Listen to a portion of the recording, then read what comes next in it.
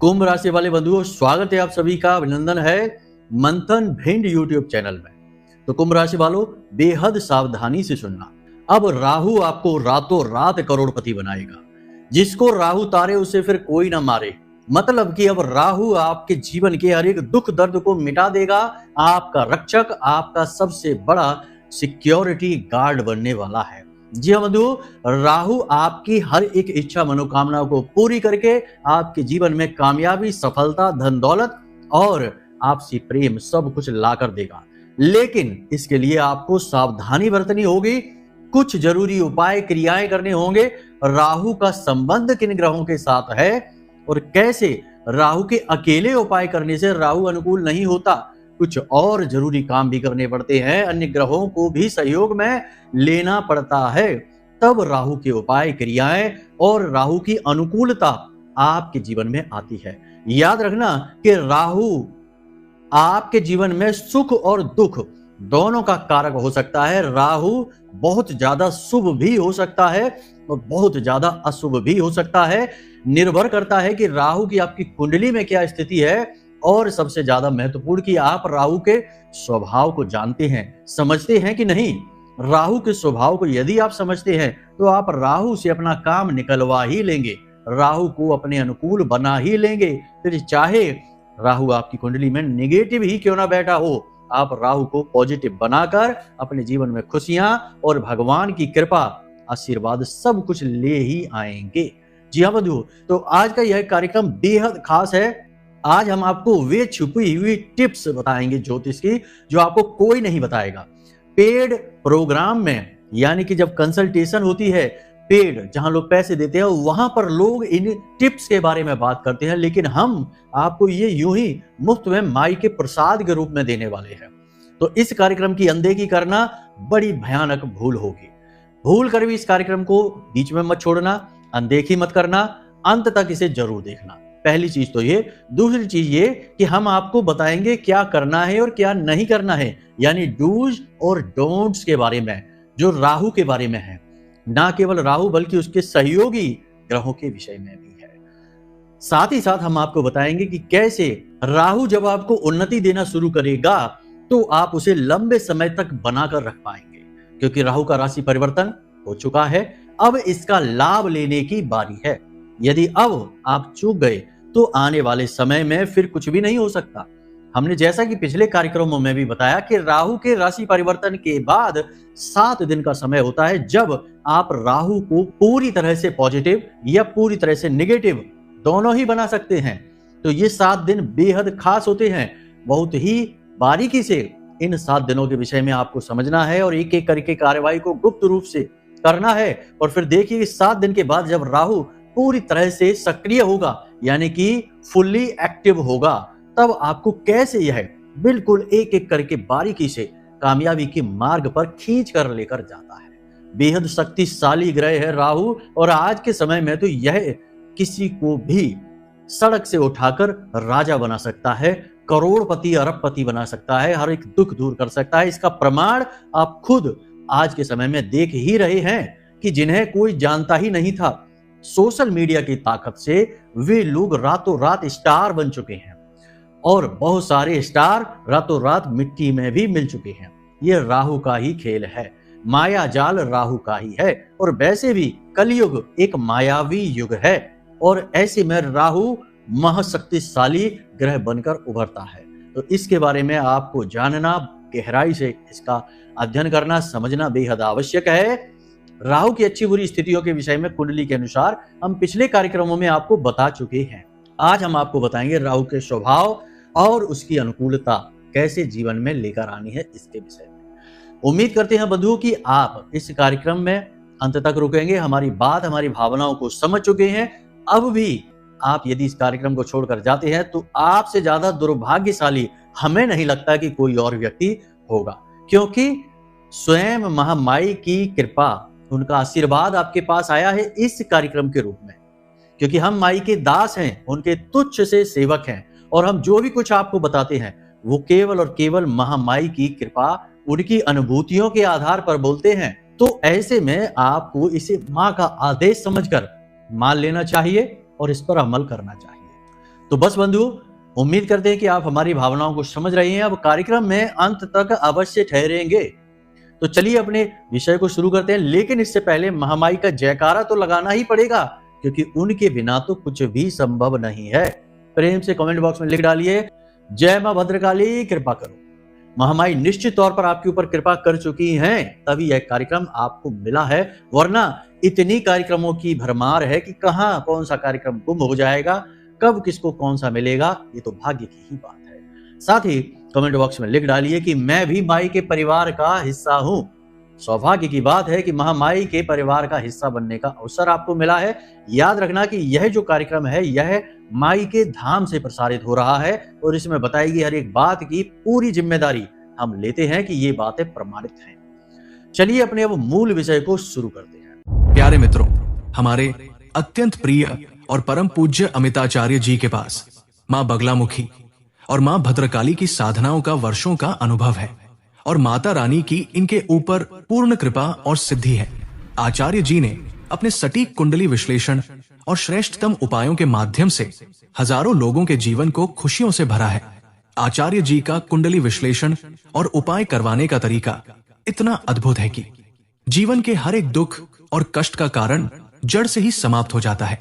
फिर समस्या चाहे जैसी भी हो, कर्जा बहुत बढ़ गया हो, व्यापार चल नहीं रहा हो, बीमारियों में आप बर्बाद हो चुके हो, रिश्तों में प्रेम समाप्त हो चुका हो, या फिर नौकरी ही ना मिल रही हो, विवाह में देरी होती हो, कैसी भी समस्या हो, इन समस्याओं का कारण क्या है, कौन सी महादशा परेशान कर रही है, कौन सा दोष लगा हुआ है, सब कुछ आचार्य जी इतना सटीक बताते हैं कि वर्षों वर्ष के दुख कुछ ही दिनों में समाप्त हो जाते हैं।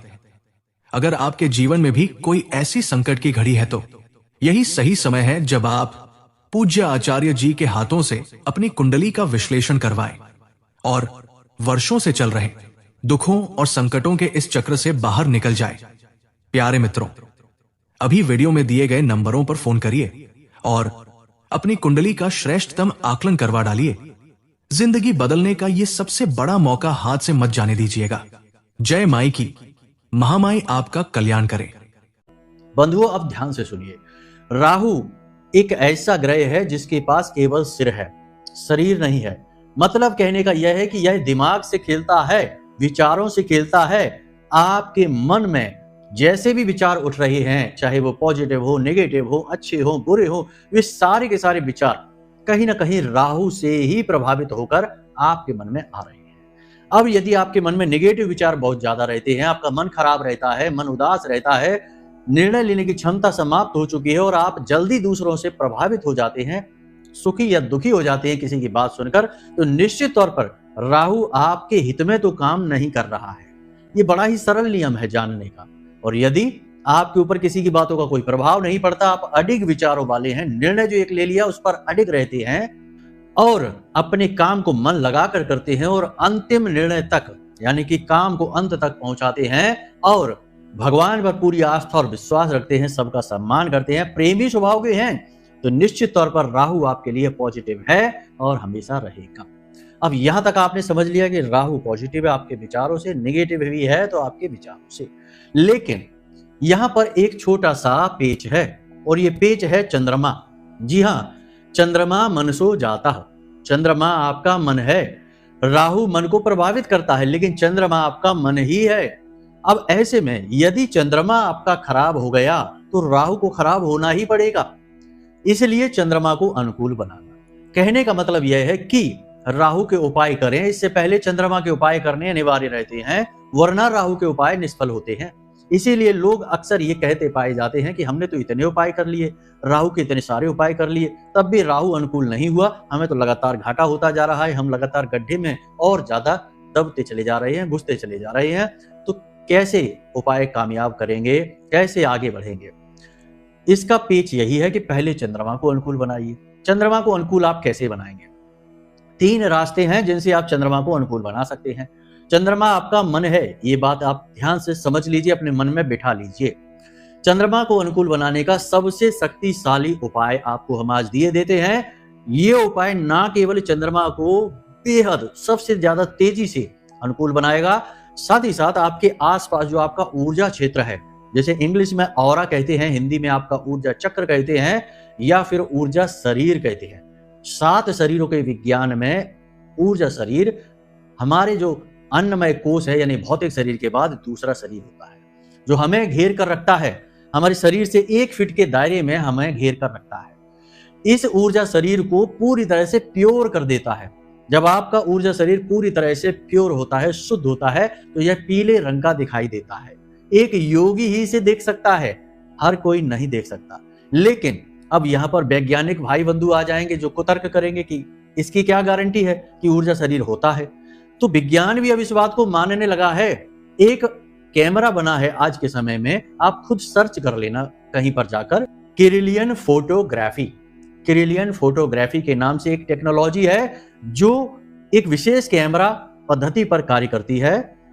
उसमें होता यह है कि हर एक व्यक्ति का फोटो जब खींचा जाता है तो उसके आसपास उसका ऊर्जा शरीर का भी चित्र आ जाता है। इंसान वहां से उठकर चला जाएगा परंतु उसका ऊर्जा शरीर वहीं बैठा रहता है।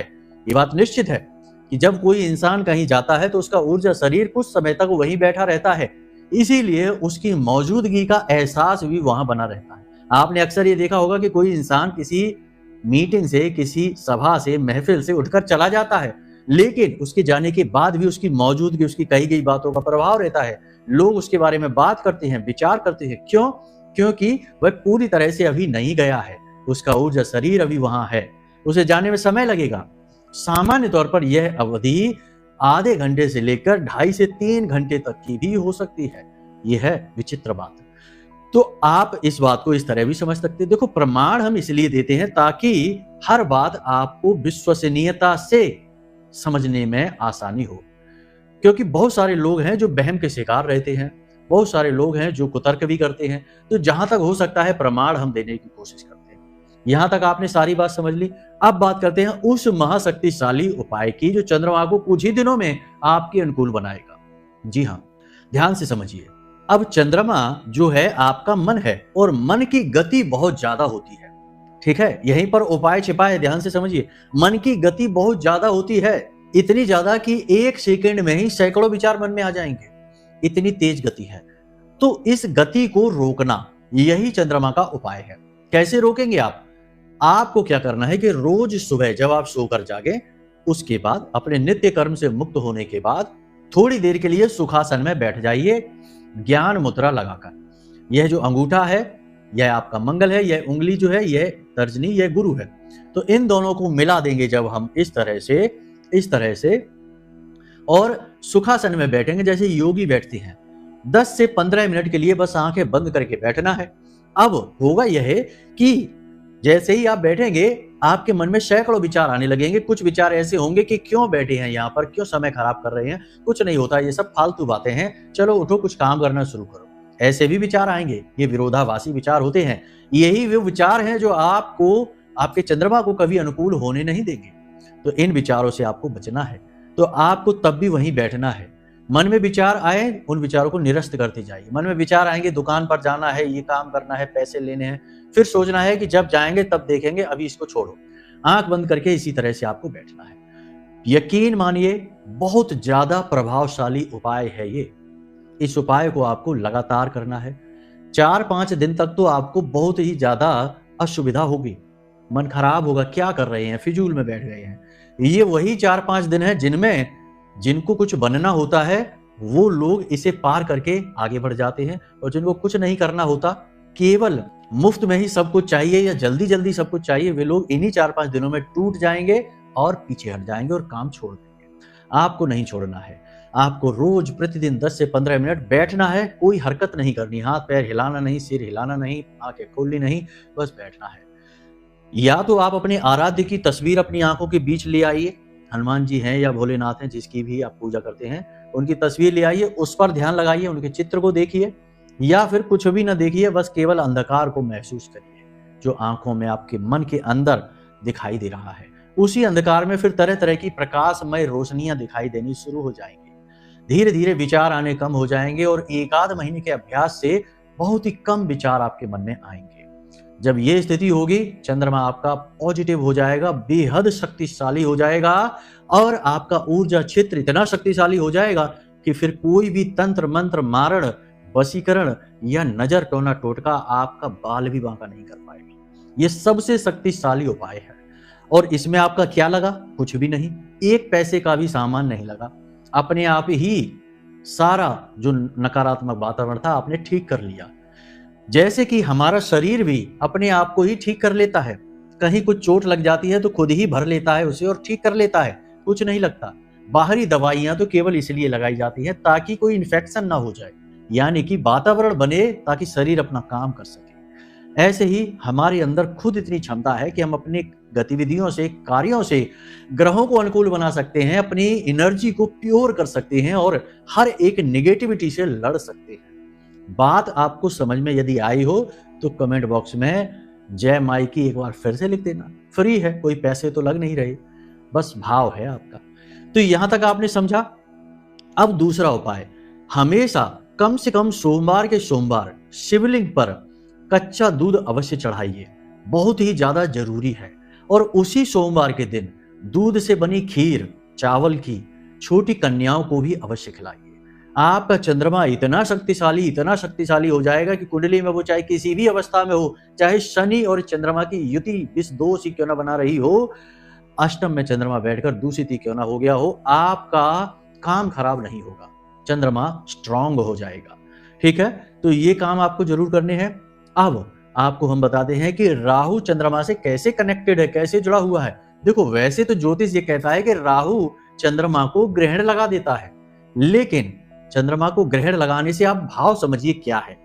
राहु आपके चंद्रमा को ग्रहण यानी आपके मन को चारों तरफ से घेर लेता है और नकारात्मक बना देता है। जब आप खुद नकारात्मक विचारों से घिरे रहते हैं, हमेशा उदास रहते हैं, रोते रहते हैं, अपनी तकलीफों का गान करते रहते हैं, बखान करते रहते हैं, तो राहु आपके मन को ग्रहण लगा देगा।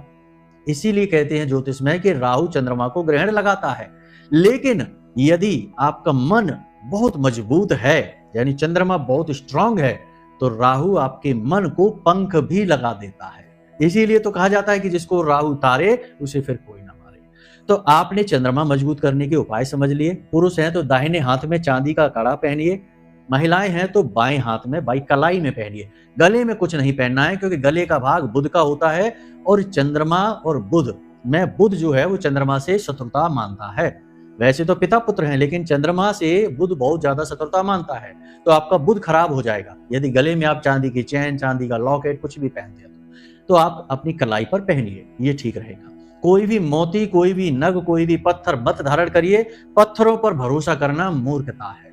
पत्थर कब अशुभ हो जाएगा, कब शुभ हो जाएगा पता ही नहीं चलेगा, तो इस पर भरोसा न करिए। इसके बजाय एक पंचमुखी या सातमुखी रुद्राक्ष धारण कर लीजिए, वो सर्वश्रेष्ठ फल देगा। तो यहां तक आपने सीख लिया कि कैसे चंद्रमा को अनुकूल बनाना है और कैसे राहु से लाभ लेना। अब जब चंद्रमा अनुकूल हो गया, अब राहु के उपाय कर लीजिए।